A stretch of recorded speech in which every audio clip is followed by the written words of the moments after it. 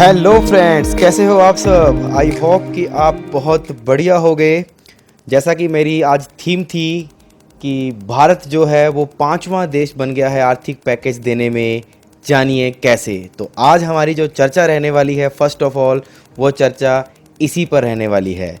तो चलते हैं आज की हमारी चर्चा के ऊपर, जो कि पहले आपको मैं बता दूं कि कल का जो क्वेश्चन ऑफ द डे था वह था निम्न में से कौन सा सुमेलित नहीं है। ऑप्शन ए था रणथंभौर राष्ट्रीय उद्यान सवाई माधोपुर।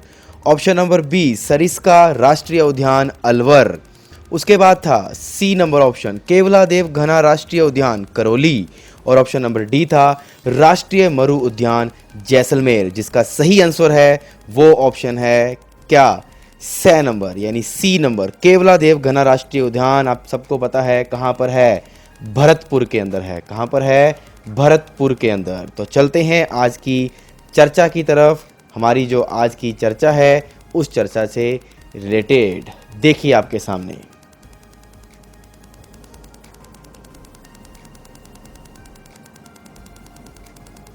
जी गाइस, देखिएगा सभी जने। दुनिया का पांचवां सबसे बड़ा पैकेज देने वाला जो देश है वो कौन बन चुका है, भारत बन चुका है। ध्यान रखिएगा कैसे, देखिए आप सबको नॉलेज होगी कि प्रधानमंत्री नरेंद्र मोदी जी ने मंगलवार को 20 लाख करोड़ रुपए के आर्थिक पैकेज की क्या की थी, घोषणा की थी। और यह भी बताया गया था कि देश की जीडीपी के लिहाज से भारत का यह पैकेज कौन से स्थान पर पहुंच गया है, पांचवें स्थान पर पहुंच गया है। कोरोना से मुकाबले के लिए सबसे बड़ा आर्थिक पैकेज किसने दिया है, ध्यान रखिए गाइस, किसने दिया है, जापान ने दिया है। उसका पैकेज देश की जीडीपी का कितना है, 21.1% है। और हमारे भारत का कितना है जीडीपी का, 10%। आगे 13% के साथ अमेरिका कौन से स्थान पर है, दूसरे स्थान पर है, ध्यान रखिएगा। उसके बाद स्वीडन ने अपनी कुल जीडीपी के 12% के बराबर राहत पैकेज दिया है और वह कौन से स्थान पर है, तीसरे स्थान पर। और उसके बाद चौथे स्थान पर कौन है, 10.7% के साथ जर्मनी कौन से स्थान पर है, फोर्थ स्थान पर है। ध्यान रखिएगा, क्योंकि पहले स्थान पर अमेरिका, क्योंकि उसने कितना 21.1%। गाइस ये ध्यान रखिएगा, आने वाले क्वेश्चनों में ये इंपॉर्टेंट है। उसके बाद सेकंड नंबर पर अमेरिका 13%। उसके बाद थर्ड नंबर पर अगर बात करते हैं तो कौन है, स्वीडन। उसके बाद फोर्थ नंबर पर कौन है, जर्मनी। अब हम बात कर लेते हैं कि दुनिया का पांचवा सबसे बड़ा पैकेज देने वाला देश जो है वो भारत बन चुका है। ध्यान रखिएगा, क्योंकि नरेंद्र मोदी जी ने मंगलवार, आप सबको पता होगा, रात्रि कितने बजे, 8 बजे आकर देश को संबोधन दिया था, जिसमें एक आर्थिक पैकेज की घोषणा की थी 20 लाख करोड़ रुपए की। ध्यान रखिएगा, उसी पैकेज के एवज में भारत जो है वह कौन से स्थान पर पहुंच गया है, पांचवें स्थान पर पहुंच गया है आर्थिक पैकेज देने में। अब चलते हैं आगे की थीम के ऊपर। और आपको एक बात छोटी सी और बता दें कि यह जो पैकेज है आपके लिए बहुत इंपॉर्टेंट है, ध्यान रखिएगा। यह जो पैकेज है यह पाकिस्तान की जीडीपी के बराबर है लगभग, ध्यान रखिएगा। और मुकेश अंबानी, आपको पता है रिलायंस इंडस्ट्रीज के मालिक मुकेश अंबानी की संपत्ति का कितने गुना है, 5 गुना है, ध्यान रखिएगा। और आगे चलते हैं, इस राहत पैकेज की वैल्यू ध्यान रखिएगा $266 अरब आंकी जा रही है। बहुत बड़ी रकम है, ध्यान रखिएगा। इस जो वियतनाम, पुर्तगाल, ग्रीस, न्यूजीलैंड और रोमानिया जैसे 149 देशों के जीडीपी से, ध्यान रखिएगा, क्या है, अधिक है।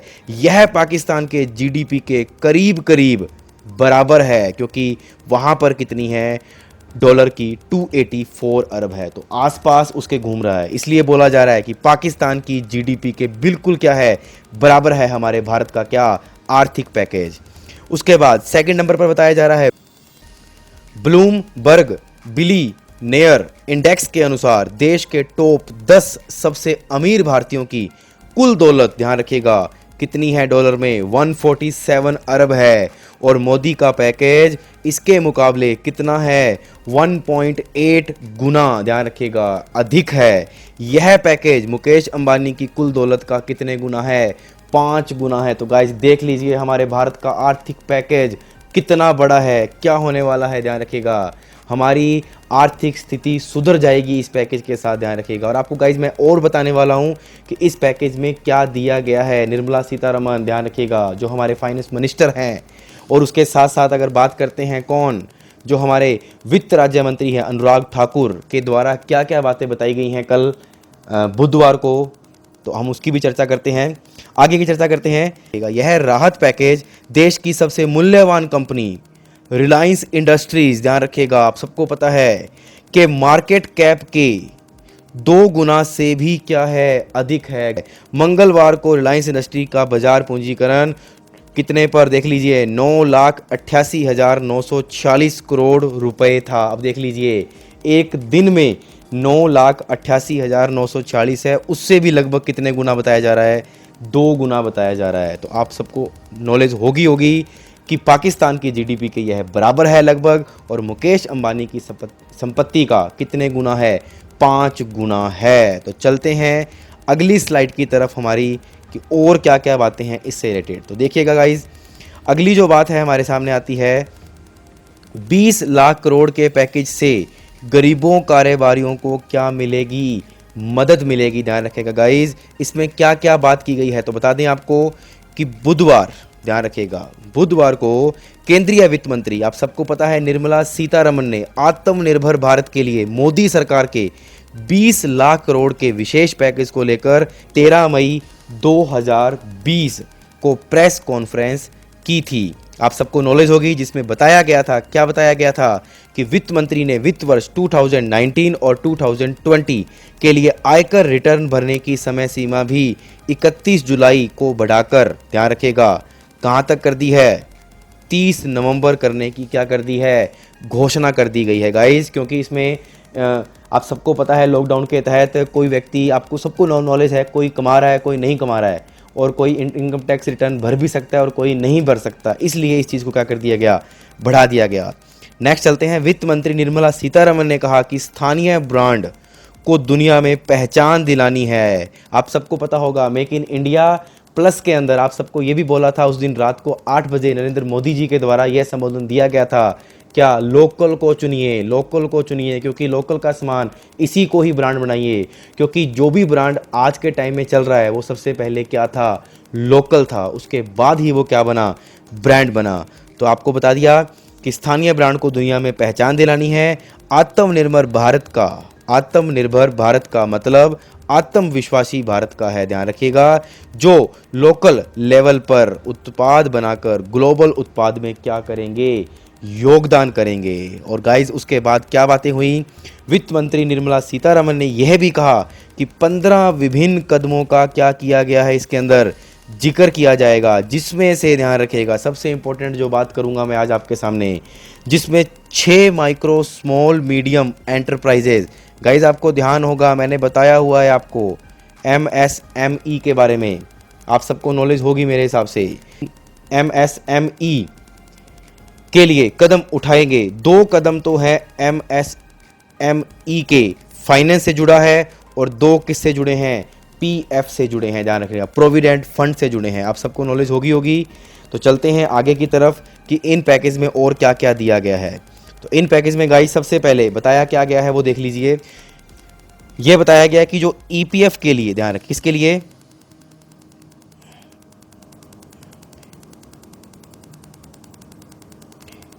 EPF के लिए दी गई सहायता अगले 3 महीनों के लिए बढ़ाई जा रही है। ध्यान रखिएगा, कितने महीनों के लिए बढ़ाई जा रही है, 3 महीनों के लिए बढ़ाई जा रही है।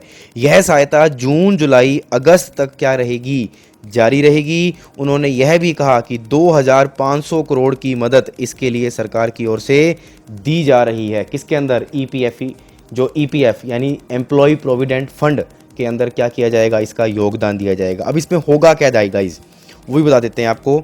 इसमें क्या होगा कि 15,000 से जो कम सैलरी वाले जो लोग हैं, जो सरकारी कर्मचारी हैं, उनकी सहायता की जा रही है। वहाँ पर सैलरी का 24% जो है वो सरकार PF में क्या करेगी, जमा करेगी। अब वो जो जमा करेगी वही कितने परसेंट है, 24% है, जो किस में से निकलेगा गाइज, वो निकलेगा 2500 करोड़ में से, ध्यान रखिएगा, जो किसको दिया गया है, EPF को। उसके बाद अपने बात करते हैं आगे की बात। ये आप सबको पता है, ये अनुराग ठाकुर जी हैं, वित्त राज्य मंत्री, और ये कौन है? वित्त मंत्री, फाइनेंस मिनिस्टर कौन? निर्मला सीतारमन। आगे बात कर लेते हैं गाइज।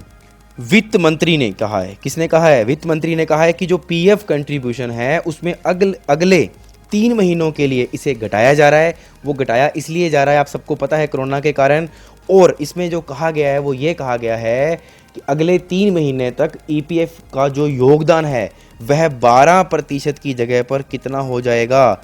10% ही देना होगा। यानी सरकारी कर्मचारी पहले ईपीएफ में जो योगदान देते थे अपना, वो 12% देते थे और उतना ही कौन जमा करवाती थी? सरकार। लेकिन अब सरकार तो डबल करवाएगी, लेकिन प्लस में एम्प्लॉय जो है वो कितने परसेंट पीएफ देना होगा?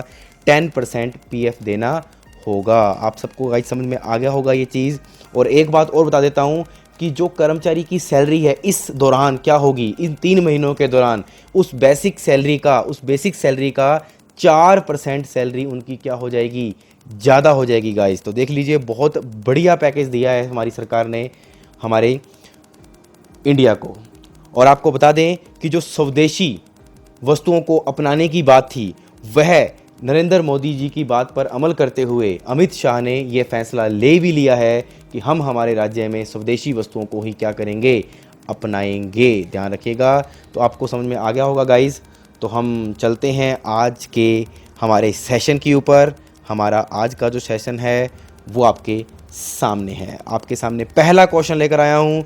आरोग्य सेतु ऐप के संबंध में जारी किए गए नए दिशा निर्देशों के अनुसार डेटा को अधिकतम कितने दिन तक संग्रहित किया जा सकता है? Option number A 100 days, option number B 120 days, option number C 150 days और ऑप्शन नंबर डी 180 डेज। आपके सामने आपका ऑप्शन है गाइस। तो देख लीजिए फटाफट। यस, क्या आंसर आना चाहिए? जी हाँ, ये आपकी एप्लीकेशन है आरोग्य सेतु। आप सबको पता, डाउनलोड की है या नहीं की है? नहीं की है तो कर लीजिए। आगे इसी की स्लाइड बताने वाला हूँ आपको मैं। जी, आपको बता देते हैं इसका सही आंसर है वो है 180 डेज। कितना आंसर है? 180 डेज। आपको बता दें कि भारत सरकार ने हाल ही में आरोग्य सेतु ऐप, ध्यान रखिएगा, जो उपयोगकर्ता है जो अपना रहे हैं, के डेटा प्रसंस्करण के लिए दिशा निर्देशों का एक क्या किया है? सेट जारी किया है। नए नियमों के अनुसार 180 दिनों से अधिक डेटा का भंडारण इसमें क्या रहेगा? निषेध रहेगा, इलीगल माना जाएगा। नए मानदंड केवल जनसांख्यिकीय संपर्क, स्वयं मूल्यांकन और संक्रमित व्यक्तियों के लोकेशन डेटा और उनके संपर्कों के डाटा संग्रहण की क्या देता है? अनुमति देता है। गाइज, आपको एक स्लाइड दिखाऊंगा, उस स्लाइड के अंदर आपको पता लगेगा कि क्या क्या होता है इस आरोग्य सेतु ऐप के अंदर। ध्यान रखिएगा, ब्लूटूथ तकनीक पर आधारित कोविड-19 ट्रैकर आरोग्य सेतु ऐप आपको पता है लॉन्च हो चुका है, जिसके अंदर क्या होगा? सबसे पहले गाइज होगा, संक्रमित व्यक्ति के संपर्क में आते ही यह ऐप उपयोगकर्ताओं को सतर्क कर देगा, आपको बता देगा कि आपके नज़दीक कुछ 1 किलोमीटर या 2 किलोमीटर के दायरे में कोई ऐसा व्यक्ति जो संदिग्ध है, कोरोना पॉजिटिव हो सकता है, आपको उससे दूरी बनानी चाहिए, यह बता देगा। सेकंड वन इज क्या बताया गया कि उपयोगकर्ताओं को सर्वोत्तम पद्धतियों और प्रासंगिक चिकित्सा सलाह से अवगत भी करवाएगा। और उसके बाद ऐप का जो डिज़ाइन है वह प्राइवेसी का ख्याल रखेगा। आपकी प्राइवेसी कभी भी क्या नहीं होगी? इधर उधर नहीं जाएगी। और यह एंड्रॉयड एप्लीकेशन और iOS दोनों में क्या होगा? आपको उपलब्ध होगा। उसके बाद चौथी जो बात बताई गई है वो यह बताई गई है कि उत्कृष्ट तकनीक पर आधारित यह ऐप 11 भाषाओं में आपको क्या मिलता है? उपलब्ध मिलता है। तो गाइज, फटाफट आरोग्य सेतु ऐप को क्या कर लीजिए? डाउनलोड कर लीजिए। और डाउनलोड करने के बाद सुखी हो जाइए, क्योंकि हमें ये बात पता लग जाए कि हमारे आसपास कोई कोरोना पॉजिटिव या कोरोना संदिग्ध व्यक्ति है या नहीं है। तो चलते हैं हमारे अगले क्वेश्चन की तरफ। हमारा जो अगला क्वेश्चन है आपके सामने है, प्राणवायु कार्यक्रम किस राज्य सरकार की पहल है? प्राणवायु कार्यक्रम किस राज्य सरकार की पहल है? Option number A Delhi, option number B Assam, option number C Karnataka, option number D Maharashtra. जल्दी गाइस, फटाफट क्वेश्चन बता दीजिए, इसका आंसर क्या होगा? यस, ठीक है जी। देखिएगा, इसका सही आंसर है कर्नाटक। क्या आंसर है? कर्नाटक। ध्यान रखिएगा कि कर्नाटक की बृहट बेंगलुरु महानगर पालिका द्वारा कौन सा प्राणवायु ध्यान रखिएगा नामक एक कार्यक्रम शुरू किया गया है। यह कार्यक्रम नगर निगम द्वारा ध्यान रखिएगा बेंगलुरु वासियों के लिए जिले में संक्रमितों की बढ़ती संख्या को देखते हुए लोगों को क्वारंटाइन रहने और निगरानी गतिविधियों सहित ऐसे व्यक्तियों की पहचान करने का क्या दिया गया है, आदेश दिया गया है जिनके घातक कोरोना वायरस से संक्रमण होने की क्या है, अधिक संभावना है। ध्यान रखिएगा, इसलिए इस चीज़ को क्या किया गया है, इस पहल को अपनाया गया है। हम थोड़ी सी और बात कर लेते हैं कि इस प्राणवायु कार्यक्रम में और क्या चीज़ है। तो ध्यान रखिएगा कि बेंगलुरु के सिटी कॉरपोरेशन ने मीडिया में विज्ञापन के माध्यम से एक जागरूकता फैलाने हेतु प्राणवायु कार्यक्रम शुरू किया था, जो किसी भी बीमारी का जल्द पता लगाने के लिए एक स्वयं परीक्षण यानी रखने सेल्फ टेस्टिंग किट है करने को क्या देता है, महत्व को बताता है, क्योंकि वायरल संक्रमण के साथ होने पर स्थिति बिगड़ भी सकती है। जागरूकता कार्यक्रम का उद्देश्य है अपने रक्त में कम ऑक्सीजन के स्तर वाले लोगों की क्या करना है, मदद करना है, ताकि वे अपनी बीमारियों से बचने के लिए स्वयं और जल्दी जांच कर सकें। तो इसलिए आप सबको पता लग गया होगा कि प्राणवायु कार्यक्रम लॉन्च किया गया है। किस सरकार ने? कर्नाटक सरकार ने। अब मेरा आपसे क्वेश्चन है, कर्नाटक के मुख्यमंत्री कौन है? फटाफट गाइस कमेंट बॉक्स में कर दीजिए, कर्नाटक के मुख्यमंत्री कौन है? यस, पता है आप सबको, दे रखे हैं मैंने शीट आपको, BS येदुरप्पा। और अगर पूछ लिया जाए कि राज्यपाल कौन है कर्नाटक के, यस, वजुभाई वाला। कौन है? वजुभाई वाला। तो चलते हैं क्वेश्चन नंबर 3 की तरफ। हमारा आज का क्वेश्चन नंबर 3 आपके सामने है।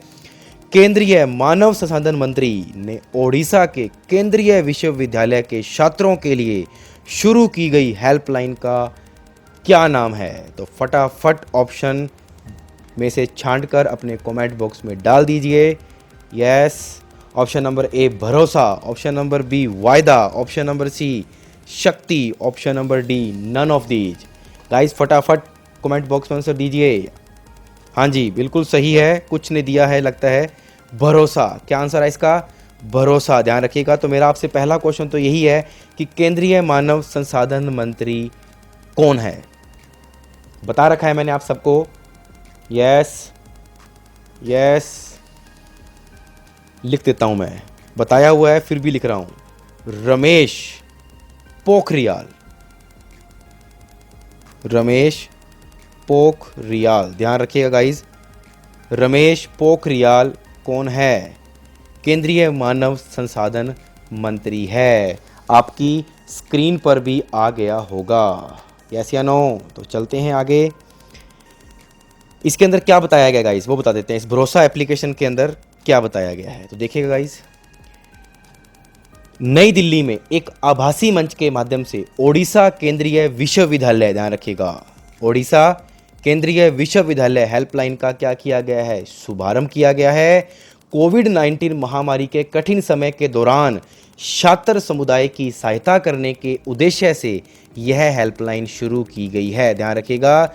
और यह क्यों शुरू की गई है? यह इसलिए शुरू की गई है क्योंकि सभी छात्रों को शिकायतों के निवारण और सेवाएं क्या की जाएंगी? प्रदान की जाएंगी। जो उनकी शिकायतें हैं, जो उनको अपने सिस्टम से कोई उनको दिक्कत आ रही है, तो वो आगे गाइस बात कर सकते हैं। और हेल्पलाइन नंबर वैसे आपको बताने की ज़रूरत नहीं है, पर फिर भी कभी पूछेगा नहीं, बट मैंने ढूंढ रखा है तो बता देता हूँ। वो हेल्पलाइन नंबर जो है वो है 08046801010। तो गाइस ये इंपॉर्टेंट नहीं है। तो चलते हैं आगे क्वेश्चन नंबर 4 की तरफ। हमारा अगला क्वेश्चन आपके सामने है। हाल ही में ज़रूरतमंद जनजातियों को राशन उपलब्ध कराने के लिए एक art of living foundation AOL ने किस संगठन के साथ समझौता ज्ञापन पर हस्ताक्षर किए हैं?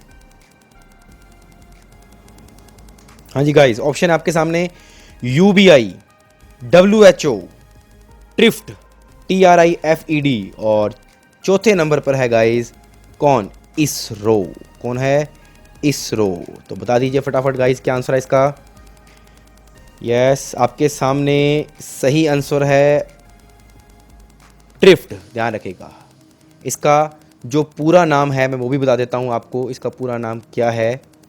Tribal cooperative marketing development federation of India आपकी स्क्रीन पर आ गया होगा मेरे हिसाब से। तो चलते हैं इसके बारे में नॉलेज थोड़ी सी ले लेते हैं, ये क्या चीज़ है कि ट्रिफ्ट क्या चीज़ है, पहले तो वो बता देते हैं। तो जो ट्रिफ्ट है ना, ये क्या है, 1987 में स्थापित किया गया था, जबकि इसने अप्रैल 1988 में, ध्यान रखना 1988, वो भी किस महीने में, अप्रैल में इसने अपना काम करना क्या किया था, जारी किया था। स्थापित तो हुआ था 1987 में, लेकिन 1988 में इसने अपना काम क्या किया था, शुरू किया था। ट्राइफेड का जो मूल उद्देश्य था गाइस, वो था आदिवासी लोगों द्वारा जंगल से एकत्रित किए गए या इनके द्वारा बनाए गए उत्पादों को बाजार में सही दामों पर बिकवाने की क्या करना, व्यवस्था करना। यह किसका काम था गाइस, ट्रिफ्ट का काम था। तो अब आपको समझ में आ गया होगा कि जो ये हाल ही में ज़रूरतमंद जनजातियों को राशन उपलब्ध कराने के लिए आर्ट ऑफ लिविंग फाउंडेशन की बात आ रही है, वह ज्ञापन पर हस्ताक्षर किए तो किसने किए होंगे, ट्रिफ्ट ने किए होंगे, क्योंकि इसी का ही काम है। अब बात कर लेते हैं कि ये जो समझौता किया है, ध्यान रखेगा, जो ये समझौता किया गया है, जो ये MOU, ध्यान रखेगा, किया गया है, यह समझौता जरूरतमंद जनजातियों को मुफ्त राशन किट प्रदान करने और कोरोना वायरस महामारी के दौरान भारतीय कारीगरों की मदद करता है, ध्यान रखिएगा। और समझौते का उद्देश्य जनजातीय उद्यमों को बढ़ावा देने के लिए प्रत्येक संगठन के कार्यक्रमों में क्या बनाना है, भागीदार बनना है। यह इसका क्या है, मेन मोटो है, जो मैं आपको पहले ट्रिफ्ट की पूरी भाषा में बता चुका हूँ कि ट्रिफ्ट क्यों बना और किस लिए बना। तो चलते हैं गाइज हमारे क्वेश्चन नंबर 5 की तरफ। और गाइज आज आपको इन्जॉय हो रहा होगा जो मैं क्वेश्चन आपको दे रहा हूँ। आई होप कि आपने पढ़े हुए हों क्वेश्चन और आपके आंसर भी फटाफट आ रहे होंगे। तो क्वेश्चन नंबर 5 पे चलते हैं। किस देश ने परिवहन क्षेत्र निवेश में वंस इन ए जनरेशन की घोषणा की है? तो आपका जो आंसर है वो इस फोटो के अंदर ही है गाइज। वो अगर फोटो पहचान गए तो आपको समझ में आ जाएगा कि ये किस देश ने किया है। फटाफट कमेंट बॉक्स में कर दीजिए क्या आंसर आएगा। किस देश ने परिवहन क्षेत्र निवेश में वंस इन ए जनरेशन की घोषणा की है? तो गाइज आपका आंसर जो है वो है ब्रिटेन। किसने की है? यह ब्रिटेन के कौन है? Prime minister. तो बता देता हूँ, ब्रिटिश जो प्रधानमंत्री हैं, ब्रिटिश प्रधानमंत्री बोरिस जॉनसन है। कौन है? Boris Johnson. तो गाइज लिख लीजिएगा इसको, ये इम्पोर्टेंट है क्योंकि एग्ज़ाम में पूछ सकता है और आते भी हैं गाइज, ऐसा नहीं है कि नहीं आते हैं। बोरिस जॉनसन कौन है? ब्रिटेन के प्रधानमंत्री हैं। तो चलते हैं हमारे अगले क्वेश्चन की तरफ, लेकिन अगले क्वेश्चन पर जाने से पहले बता देते हैं आपको कि ये क्या चीज़ है, परिवहन क्षेत्र निवेश क्या चीज़ है। तो गाइज सरकार ने, जो ब्रिटिश सरकार है, जो ब्रिटेन की सरकार है, कोरोना महामारी के बीच देश में साइकिलिंग और पैदल यात्रा को प्रोत्साहित करने के लिए एक बड़ा हिस्सा, लगभग 2 बिलियन पाउंड, कितना, 2 बिलियन पाउंड के पैकेज की क्या कर दी है? घोषणा कर दी है। और इस घोषणा की यह नया निवेश जनता के लिए, यात्रा के लिए विकल्पों का उपयोग करने और सार्वजनिक परिवहन में भीड़ भाड़ से बचने के लिए समर्थ करेगा। आप सबको पता है कि बड़ी बड़ी गाड़ियां अगर लेकर हम किसी भीड़ भाड़ वाले इलाके में चले जाते हैं तो हम फंस जाते हैं। तो ये इस चीज़ को भी बढ़ावा दे रहा है। तो आप सबको समझ में आ गया होगा। और उन्होंने ये भी बताया है कि आने वाले हफ्तों के अंदर जो ये लॉकडाउन चल रहा है, इस पर, यात्रा पर जो प्रतिबंध है, वो धीरे धीरे हम क्या करते जाएंगे, समाप्त भी करते जाएंगे। तो चलते हैं हमारे क्वेश्चन नंबर 6 की तरफ। 6 नंबर क्वेश्चन आपके सामने है, आपकी स्क्रीन पर। सुप्रीम कोर्ट की एक बेंच ने फैसला सुनाया है कि वित्तीय अस्तियों के प्रतिभूतिकरण, ध्यान रखेगा, और पुनर्निर्माण और सुरक्षा हित अधिनियम सरफेसी एक्ट 2002 के परिवर्तन समझते हो ना, चेंजिंग, अब स्टेट और मल्टी स्टेट के साथ साथ डैश पर लागू होंगे। ऑप्शन नंबर ए भुगतान बैंक, ऑप्शन नंबर बी लघु वित्त बैंक, ऑप्शन नंबर सी क्षेत्रीय ग्रामीण बैंक और ऑप्शन नंबर डी सहकारी बैंक। फटाफट आंसर दे दीजिए गाइस। तो गाइज आप सबको क्या सरफेसी एक्ट के बारे में पता है क्या गाइज, बताइए।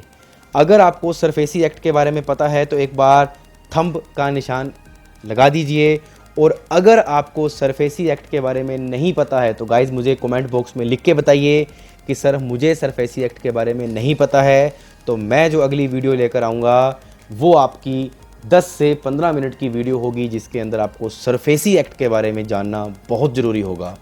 ध्यान रखिएगा। तो 10 से 15 मिनट की वीडियो के लिए तैयार रहना। अगर आपको पता है तो कोई दिक्कत नहीं है, अगर नहीं पता है तो मैं 10 से 15 मिनट की वीडियो सरफेसी एक्ट पर लेकर आऊँगा, तो जो इस वीडियो के अलावा होगी। ध्यान रखिएगा।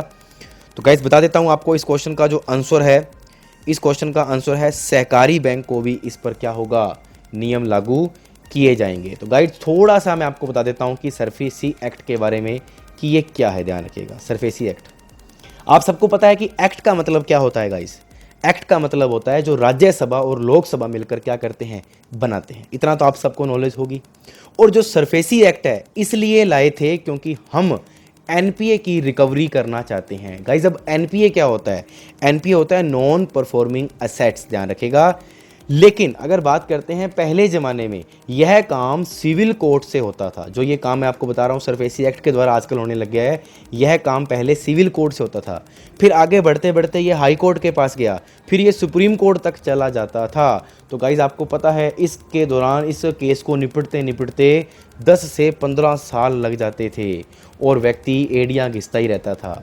तो अब आपको पता लग गया होगा कि जब 10 से 15 साल लगते थे तो इस कारण से उस व्यक्ति का टाइम भी क्या होता था, खराब होता था। तो गाइज 1993 के अंदर हमारी जो सरकार थी उसने डीआरटी, ध्यान रखिएगा कौन सा, डीआरटी, जिसे बोलते हैं क्या, डेब्ट रिकवरी ट्रिब्यूनल। ध्यान रखिएगा डीआरटी, इसकी भी कुछ लिमिटेशन थी। इसको प्रारंभ किया गया था 1993 के अंदर कि हो सकता है कि कुछ काम कम लगे, यानी कुछ टाइम कम लगे, 10 से 15 साल न लगें, लेकिन इसकी एक लिमिटेशन रख दी सरकार ने। लिमिटेशन क्या रख दी कि 10 लाख से नीचे के केस को ये टच भी नहीं करेगा। अब बताइए गाइज कि कोई अगर 10 लाख से ऊपर का कोई केस आ गया तो ध्यान रखिएगा वो केस लेगा ही नहीं, टच भी नहीं करेगा। तो इसमें भी केस सोल्व होने में क्या लगने लग गया, टाइम लगने लग गया। तो इन कमियों को सुधारने के लिए ही ध्यान रखना गाइज कौन सा एक्ट बनाया गया 2002 के अंदर। कौन सा एक्ट बनाया गया गाइज, वो बनाया गया सरफेसी एक्ट बनाया गया। तो आप सबको समझ में आया कि जो सरफेसी एक्ट है ये क्यों बनाया गया, इसी कारण से बनाया गया क्योंकि टाइम बहुत लगता था। अब जो ये मैंने नॉन परफॉर्मिंग एसेट्स बताई है गाइज, ये सारी चीज़ें अब आपसे बात करने वाली नहीं है, इसको ढंग से समझना पड़ता है। तो इसकी मैं अलग से वीडियो बना दूंगा और जो कि 15 से 20 मिनट की होगी, आपको सरफेसी एक्ट अच्छे से समझ में आ जाएगा। ध्यान रखिएगा। तो चलते हैं हमारा अगले क्वेश्चन की तरफ। अगला क्वेश्चन है आपके सामने, क्वेश्चन नंबर 7।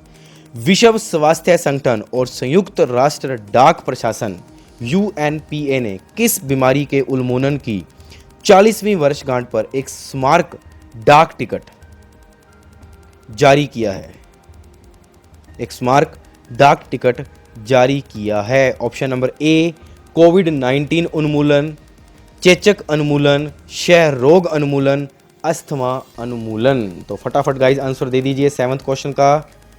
आज का थोड़ा सेशन थोड़ा मेरे हिसाब से लंबा होने वाला है, थोड़ा बताइए फटाफट आंसर क्या आएगा।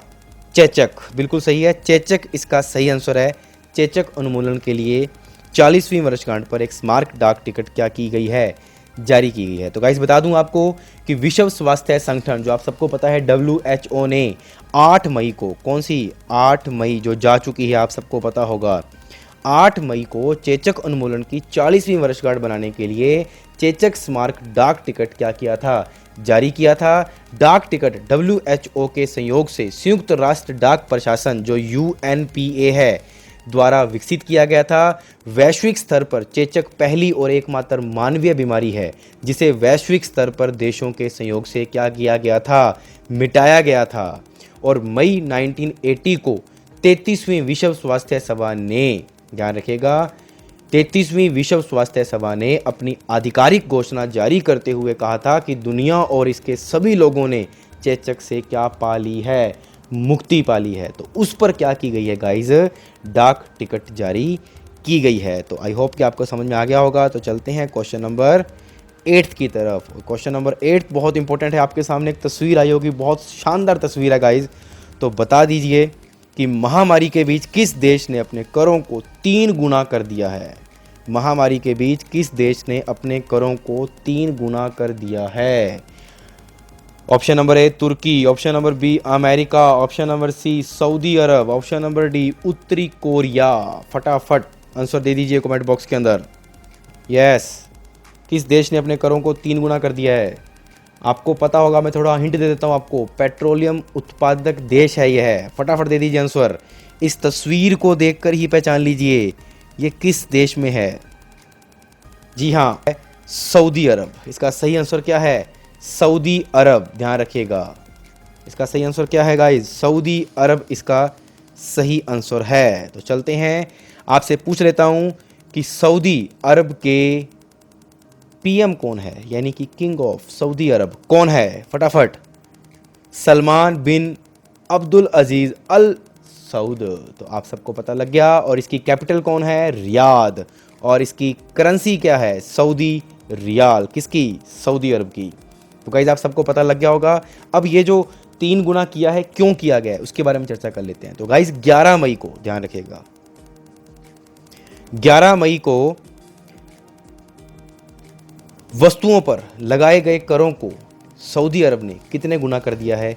3 गुना कर दिया है। उन्हें बढ़ाकर 15% कर रहा है। जो ये 3 गुना किया है, ये लगभग कितने परसेंट है? 15% हो गया है। यह क्यों हुआ? क्योंकि कोरोना वायरस महामारी के मद्देनज़र प्रमुख परियोजनाओं पर लगभग $26 बिलियन खर्च कर रहा है। कौन? सऊदी अरब। यह कोरोना वायरस के प्रकोप को रोकने के लिए दुनिया भर में लगाए गए लॉकडाउन के परिणाम स्वरूप कम तेल की कीमतों के कारण अपनी अर्थव्यवस्था पर आघात के साथ फिर से शुरू हो रहा है। क्योंकि गाइज नेचुरल सी बात है, जब इतना लॉकडाउन लगा तो तेल बिकना क्या हुआ, वहाँ से निर्यात हुआ, क्या हुआ? कम हुआ। तो कम हुआ तो नेचुरल सी बात है, लॉस हुआ कि नहीं हुआ? तेल की कीमतें क्या गई? डाउन हो गई। तो इसी कारण से उसने जो टैक्स था उसको कितने गुना कर दिया? 3 गुना कर दिया, जिससे क्या हो, आपको सबको पता है। तो चलिए आगे की बात कर लेते हैं। सऊदी अरब कच्चे तेल के प्रमुख निर्यातकों में से क्या है? गाइज एक है, सबसे इंपॉर्टेंट है ये। इसकी अर्थव्यवस्था राजस्व के लिए तेल पर बहुत अधिक क्या करती है? निर्भर करती है। और अप्रैल 2020 में विभिन्न देशों द्वारा लगाए गए यात्रा प्रतिबंधों के कारण तेल की कीमतें ऐतिहासिक रूप से क्या हो गई थी गाइज? कम हो गई थी, जो मैंने आपको पहले ही बता दिया है। इसके अलावा सऊदी साम्राज्य ने मुस्लिम तीर्थ स्थलों को मक्का और मदीना के पवित्र शहरों के निलंबन से राजस्व भी क्या कर दिया? खो दिया है, जो वायरस के कारण आगंतुकों के लिए क्या हैं? बंद हैं। तो गाइस सब जगह से अगर बंद होता है तो नेचुरल सी बात है, बढ़ता है। तो उसी कारण से ये चीज़ें की गई है। जैसे आप सबको पता होगा कि शराब पर क्या लगाया गया है? कोविड टैक्स लगाया गया, आप सबको पता होगा। तो वही चीज़ें हैं गाइस, सब देश अपनी लिए लेकर चलता है। तो गाइस ये आपके सामने जो एक फ़ोटो आई है, ये क्या है? सऊदी रियाल है। यह है किसकी मुद्रा है? यस, सऊदी अरब की। तो चलिए क्वेश्चन नंबर 9 की तरफ, बहुत इंपॉर्टेंट क्वेश्चन। क्वेश्चन नंबर 9 है, किस देश ने गलती से अपने ही जहाज को एक परीक्षण अभ्यास में मारा? Option number A Iraq, option number B सऊदी अरब, option number C Iran, option number D Jordan. Guys फटाफट आंसर दे दीजिए, सेशन थोड़ा सा लंबा हो चुका है आज का। ईरान, क्या आंसर है इसका? ईरान। तो बता दें आपको कि एक ईरानी मिसाइल ने 10 मई 2020 को ओमान की खाड़ी में, किसमें? ओमान की खाड़ी में एक प्रशिक्षण अभ्यास के दौरान अपने स्वयं के समर्थन पोत को मार डाला। ये देख लीजिए, मार डाला, जिसमें 19 नाविकों की क्या हो गई? मौत हो गई और 15 क्या हो गए? घायल हो गए। एक अभ्यास में भाग लेने वाले हैदिजन श्रेणी के समर्थन जहाज कोनार्क था। ध्यान रखिएगा, इस घटना के दौरान लक्ष्य के बहुत करीब जब यह घटना घटी तो आप सबको पता है कि बहुत बुरा लगता है। तो इस देश को भी क्या लगा? बहुत बुरा लगा। और आपको थोड़ी सी बात इसके बारे में और बता दें कि पोत, जो ये समर्थन पोत था, अन्य जहाज़ों के लिए लक्ष्य रखता था। मिसाइल ने जहाज़ को गलती से मार दिया। यह दुर्घटना ओमान की खाड़ी में तेहरान के दक्षिणी पूर्वी में 1270 किलोमीटर दूर जस्क के बंदरगाह के पास हुई थी। 2018 में कोनार्क को ओवरहॉल किया गया था और यह समुद्री और जहाज रोधी मिसाइलों को लॉन्च करने में भी क्या था? सक्षम था। ध्यान रखिएगा। तो चलते हैं हमारा आज का आखिरी question, question number 10। Yes, Kodava family hockey tournament के संस्थापक का निधन हो गया है। वह कौन है? Option A Balbir Singh senior, option number B Pandanda Kuttappa Dhanraj Pillay, option number D Leslie Claudius. Leslie Claudius. Guys फटाफट आंसर दे दीजिए। यस, ये कौन है? शक्ल देख के बता दीजिए। ठीक है जी, सही आंसर है इसका बी पंडाडा कुटप्पा। ध्यान रखिएगा, the claim of Kodavas in the Indian state of Karnataka have a long history of association with the game of field hockey. तो गाइज आपको बता दूं इसको कि यह जो पंडाडा कुटप्पा है, ये कोडवा फैमिली हॉकी टूर्नामेंट के क्या थे? संस्थापक थे, जो कि कर्नाटक से क्या करते थे? बिलोंग करते थे, जो कि इंडियन स्टेट के हैं, एक कोडावस से बिलोंग करते थे। आप सबको पता है कोडवा फैमिली, ध्यान रखिएगा। और ये एसोसिएशन कौन सी थी? फील्ड क्या था इसका? हॉकी। तो आप सबको समझ में आ गया होगा कि 10th number Kodava family hockey tournament के संस्थापक का निधन हो गया है। वो कौन है? पंडाडा कुटप्पा। तो आज का हमारा क्वेश्चन ऑफ द डे आपके सामने है। Question of the day, yes, Mahindra and Mahindra limited द्वारा हाल ही में लॉन्च किए गए ऑनलाइन व्हीकल ओनरशिप सॉल्यूशंस का नाम क्या है, जिसे अपने ग्राहकों को वाहन चयन से लेकर वितरण तक पारदर्शी, सहज और संपर्क रहित अनुभव प्रदान करने के लिए दिया गया है? ऑप्शन नंबर ए online, demand online, shop online, और लास्ट ऑप्शन है आपका गाइज शॉप ऑनलाइन। ओ सॉरी, ये दोनों ही ऑप्शन एक जैसे हो गए, कोई दिक्कत नहीं है। 3 ऑप्शन मान लीजिए, online, demand online, shop online. Yes, तो देखते हैं आप आंसर दे पाते हैं या नहीं। और कल के क्वेश्चन का जवाब मैंने बता दिया है आपको। तो गाइज़ आपको कैसा लगा कमेंट बॉक्स में करके बता दीजिए आज का जो आपका सेशन था। और आज हम शाम को मिलते हैं कंप्यूटर के लेक्चर के साथ, क्योंकि मैंने आपको बताया हुआ है कि मंडे, ट्यूसडे और वेडनेसडे रीजनिंग, और थर्सडे, फ्राइडे और सैटरडे कंप्यूटर। तो चलते हैं एक नई उमंग के साथ, कल मिलेंगे। Thank you.